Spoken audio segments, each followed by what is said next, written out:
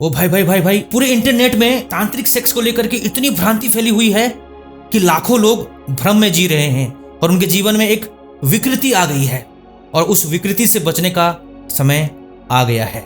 Actually problem क्या है कि तांत्रिक सेक्स को सही तरीके से नहीं समझ पाने की वजह से बहुत लोग भ्रम में जी रहे हैं और दूसरों को भी भ्रम में डाल रहे हैं और सोच रहे हैं कि तांत्रिक सेक्स से हम आध्यात्मिक उन्नति करेंगे, संभोग से समाधि हो जाएगी। ऐसा कुछ नहीं होता है। अगर ऐसा हो रहा होता तो हमारे सनातन धर्म में सैकड़ों शास्त्र हैं, कहीं तो इसके बारे में मेंशन होता। कहीं भी मेंशन नहीं है। आज तक ऐसा कोई योगी नहीं हुआ जिसको संभोग से समाधि मिली हो या तांत्रिक सेक्स से उसके जीवन में आध्यात्मिक उन्नति हुई हो। एक्चुअली सही अर्थ में तांत्रिक सेक्स को लोग समझ नहीं पा रहे हैं। इसकी मीनिंग इतनी इंटरेस्टिंग और स्पिरिचुअल है, अगर आप समझ जाएंगे तो आपको लगेगा यार हम कहां भ्रम में जी रहे थे। मैं आशा करता हूं कि आप लोग बड़े सीरियसली इस वीडियो को देखेंगे और मैं दावे के साथ कहता हूं पूरे इंटरनेट में, पूरे यूट्यूब में तांत्रिक सेक्स के ऊपर इतना पॉजिटिव प्रेजेंटेशन आपको कहीं भी देखने को नहीं मिलेगा। तो देखिए इस वीडियो को बड़े ध्यान से और अपने सालों के भ्रम को जरूर दूर करें।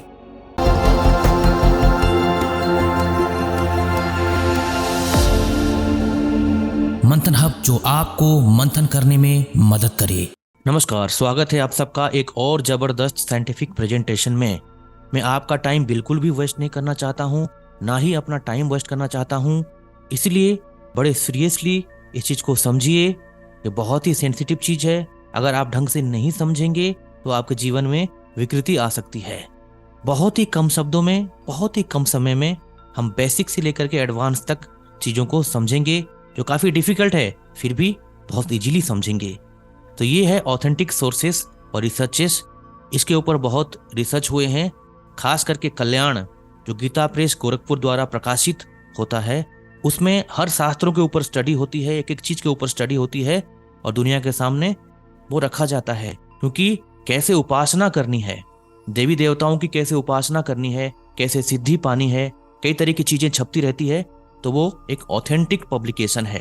उसके अलावा हमारे पास तंत्र तत्व प्रकाश है, योगिनी तंत्र है, कुलार्नव तंत्र है, मंत्र मुक्तावली आदि शास्त्र हैं।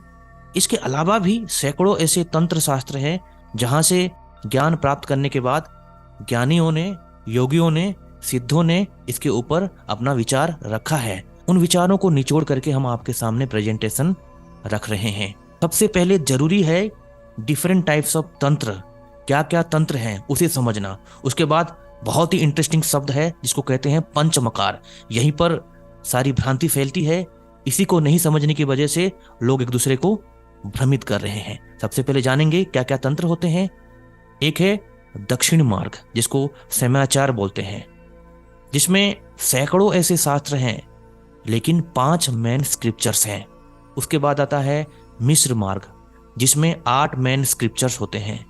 सबसे लास्ट में है कौल मार्ग और वाम मार्ग, जिसमें 64 तंत्र स्क्रिप्चर्स हैं। यहीं से बहुत ज्यादा लोगों को दिक्कत होती है समझने में।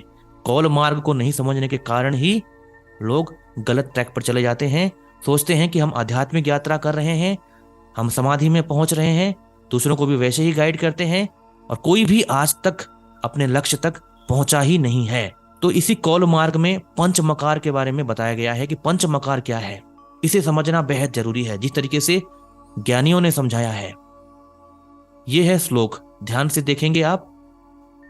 मध्यम मानसम च मीनम च मुद्रा मैथुनमेव च मकार पंचकम प्राहुरोगिनाम मुक्तिदायकम। अर्थात मध्य, जिसको मदिरा बोलते हो, मांस, मीन यानी कि मछली, मुद्रा यानी कि जो मुद्राएं करते हैं, और मैथुन आप समझ गए। ये जो 5 आध्यात्मिक मकार है, यही योगी जनों को मोक्ष प्रदान करने वाले हैं। अब जैसा आप समझ रहे हो वैसा नहीं है। ये सारे के सारे शब्द जो है सांकेतिक है। सांकेतिक मतलब इसकी दूसरी मीनिंग भी है, लेकिन लोग क्या करते हैं गलती, इसको एज इट इज समझते हैं। मदिरा पान करेंगे, मांस खाएंगे, मछली खाएंगे और कई तरह के सेक्सुअल पोजीशन में अपने आप को लिप्त करेंगे, मैथुन आदि में अपने आप को डुबाएंगे और सोचेंगे कि हम तो आध्यात्मिक यात्रा कर रहे हैं, हम तो तांत्रिक सेक्स कर रहे हैं, हम तो समाधि में जा रहे हैं। यहीं पर गलती होती है और इन बातों को मान करके बाकी लोग भी अपने आप को विनाश में पहुंचा देते हैं। इसका वास्तविक अर्थ ही समझना है अपने को। वन बाय वन समझेंगे, आगे बढ़ते हैं। रियल तंत्र कॉन्सेप्ट, मद्य। जहां मद्य के बारे में बोला गया है वो क्या चीज है, जिसको मदिरा बोलते हैं। हम सब समझते हैं कि मदिरा का मतलब दारू है, शराब है, राइट। लेकिन वास्तविक में इसका दूसरा अर्थ भी है। तंत्र मार्ग में अलग अलग देवी देवताओं की उपासना होती है, उसके हिसाब से अलग अलग शास्त्र बने हैं, इसलिए उसे तंत्र शास्त्र बोलते हैं। और उपासना के समय में कई तरह की चीजें चढ़ाई जाती है, जैसे कि नारियल का पानी, इसे भी सुरा बोलते हैं। उसके अलावा एक और गूढ़ बात समझाई गई है, ध्यान से देखिए इस पिक्चर को। यह है ब्रह्मरंध्र। ब्रह्मरंध्र में सहस्रार चक्र है। कुंडलिनी का जो 7वां चक्र है उसे कहते हैं सहस्रार चक्र। उसके अंदर 1000 कमल दल वाला सूक्ष्म शक्ति केंद्र है। उसी के साथ उसी में ही अमृत जैसा द्रव्य निकलता है।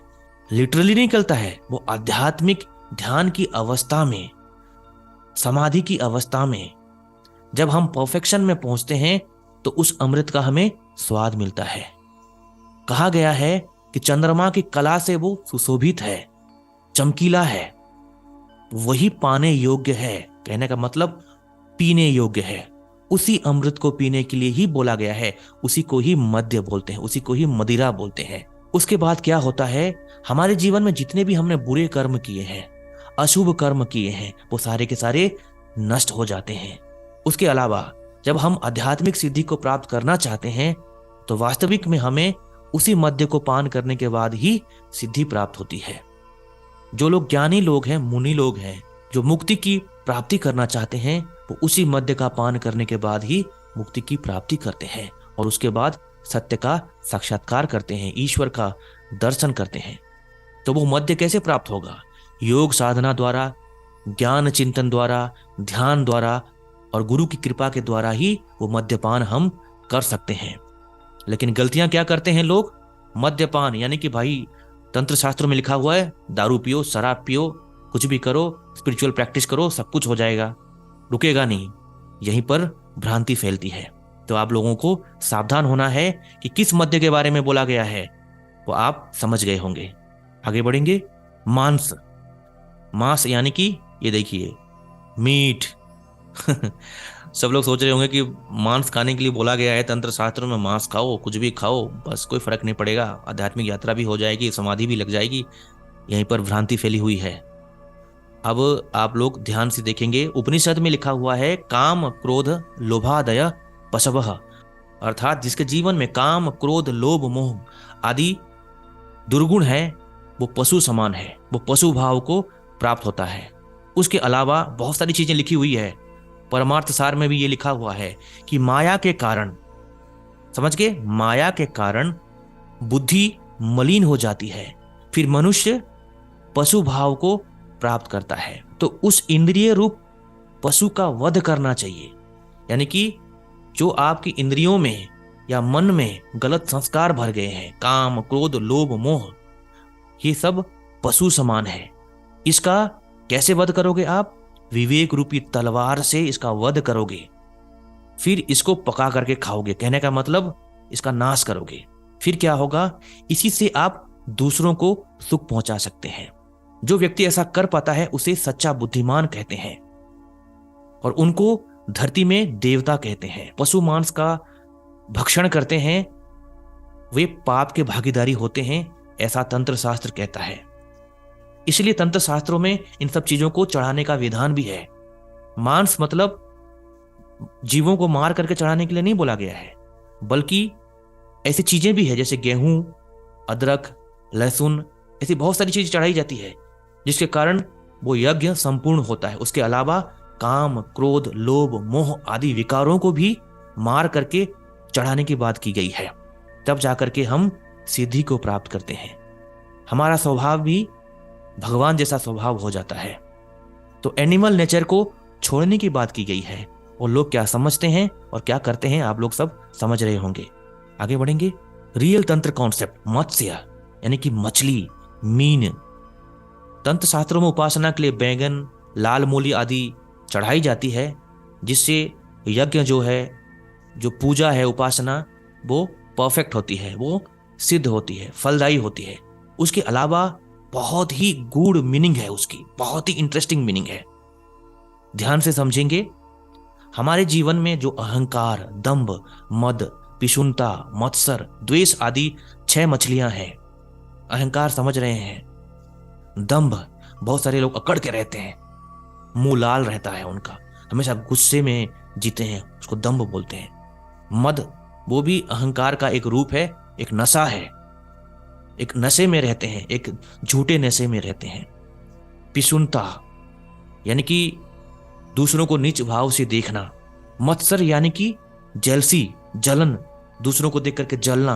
द्वेष यानी कि दूसरों के साथ भेदभाव करना, कपट करना, छल करना आदि दुर्गुण होते हैं। ये तो 6 मछलियां हैं, इनको शिकारी की तरह, धीवर की तरह वैराग्य रूपी जाल में पकड़ना है। समझ रहे हो, जीवन में वैराग्य भी होना चाहिए। उस जाल में शिकारी की तरह इनको पकड़ना है। उसके बाद क्या करना है, यानी कि हमारे जीवन में जो सद्विद्या है कहीं से भी हम ग्रहण करें, उसी अग्नि में उसे नियम पूर्वक पका लेना है। ठीक है, उसको पकाना है, उसके बाद उसका भोजन करना है।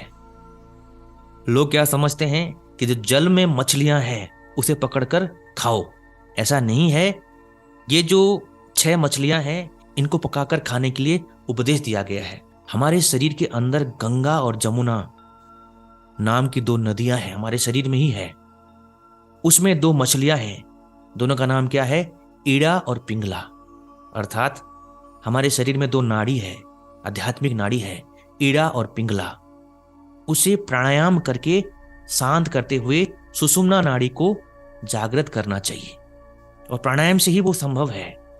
तो उन मछलियों को भक्षण करने के लिए बोला गया है, अर्थात ईड़ा और पिंगला दोनों नाड़ियों को शांत करने की बात की गई है। वो दोनों नाड़ी मछली की समान है। अब क्या बोला गया है और लोग क्या समझते हैं और क्या खाते हैं।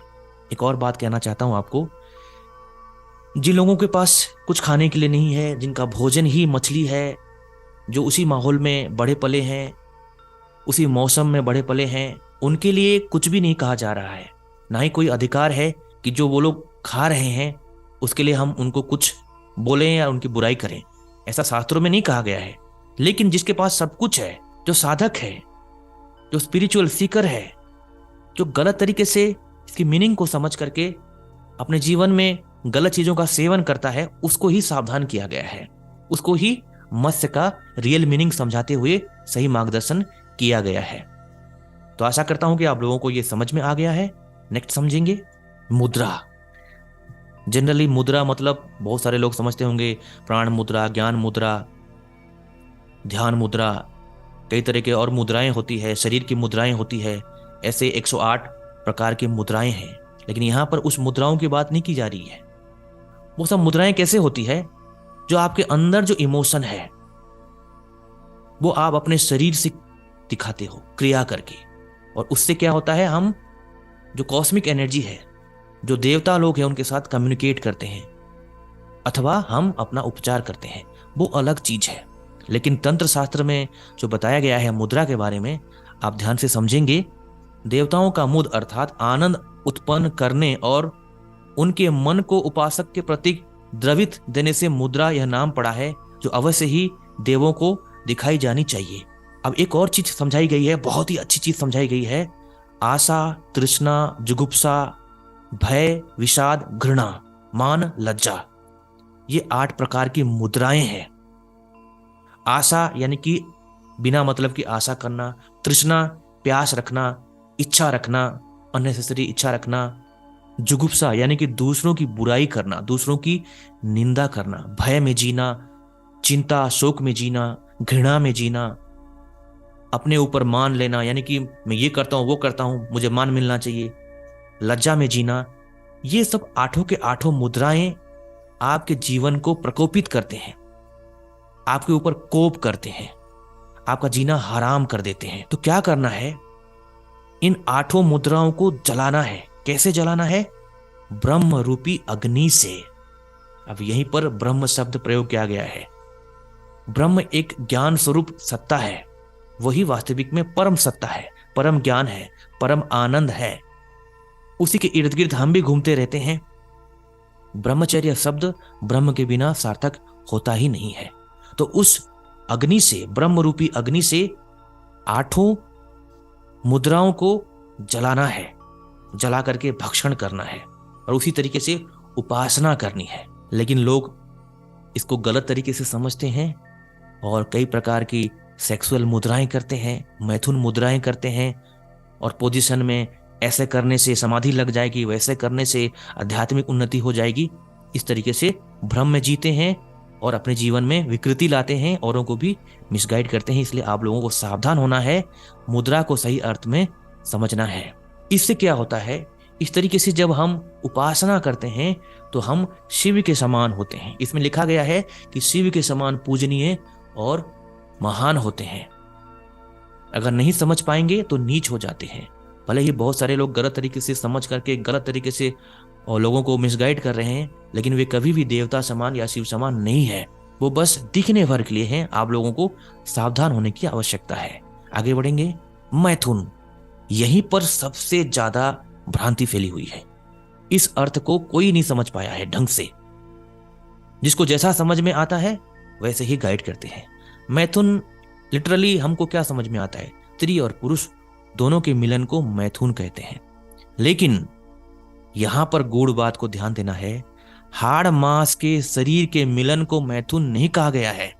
ये देखिए ध्यान से, यहां पर मूलाधार चक्र है, कुंडलिनी शक्ति है, यहां पर एक शक्ति है और यहां पर सहस्रार चक्र है। यहां पर शिव का निवास है और यहां पर शक्ति का निवास है। इसी शक्ति को योग साधना द्वारा जब हम शिव से मिला देते हैं, जब शिव शक्ति का मिलन हो जाता है हमारे शरीर में, उसी को कहते हैं वास्तविक में मैथुन। ठीक है, अब लोग क्या समझ रहे हैं आपको मैंने बता दिया। एक और चीज समझाई गई है, इसी के अंतराल में, इसकी गहराई में, मेरुदंड की गहराई में जब कुंडलिनी जागरण होता है तो एक नाड़ी है जिसको कहते हैं सुषुम्ना नाड़ी, वो भी जागृत होती है। उसी को भी एक सुंदर नारी की तरह, एक देवी की तरह कहा गया है। उसका सेवन करना, उसे आलिंगन करना, उसे स्वीकार करना भी मैथुन माना गया है। ये वास्तविक में मैथुन का अर्थ है तंत्र शास्त्रों में। इसी से ही वास्तविक में परमानंद की प्राप्ति होती है, अर्थात सहस्रार चक्र के जागने से ही परमानंद की प्राप्ति होती है और सहस्रार चक्र में ही एक अमृत समान मध्य है। लेकिन लोग करते क्या है, उल्टा करते हैं। भाई तंत्र शास्त्रों में तो मैथुन करने के लिए बोला गया है, चलो मैथुन मुद्रा में बैठो, मैथुन करो और सोचो कि हमारी समाधि लग रही है और ऊपर शक्ति को चढ़ाओ। इस तरीके से लोगों ने इस प्रक्रिया को विकृत कर दिया है। आप लोगों को सावधान होना है और सही अर्थ में समझना है। मैं आशा करता हूं कि कम समय में, कम शब्दों में आपने बहुत कुछ सीखा और समझा। हो सकता है बहुत कुछ छूट गया हो, क्योंकि बहुत ही एडवांस टॉपिक है। तो हमसे जितना बना हमने सरलता पूर्वक आपके सामने अपना विचार रखा। तो मैं आशा करता हूं कि आप लोग इस वीडियो को अधिक से अधिक शेयर करेंगे, दूसरों को भी भ्रांति से बचाएंगे, बर्बादी से बचाएंगे। आप लोग हमारे टेलीग्राम चैनल से जरूर जुड़िए, उसमें बहुत ही यूजफुल जानकारियां आती रहती है, मास्टर क्लास की जानकारियां भी आती रहती है। मिलते हैं अगली इंटरेस्टिंग वीडियो में।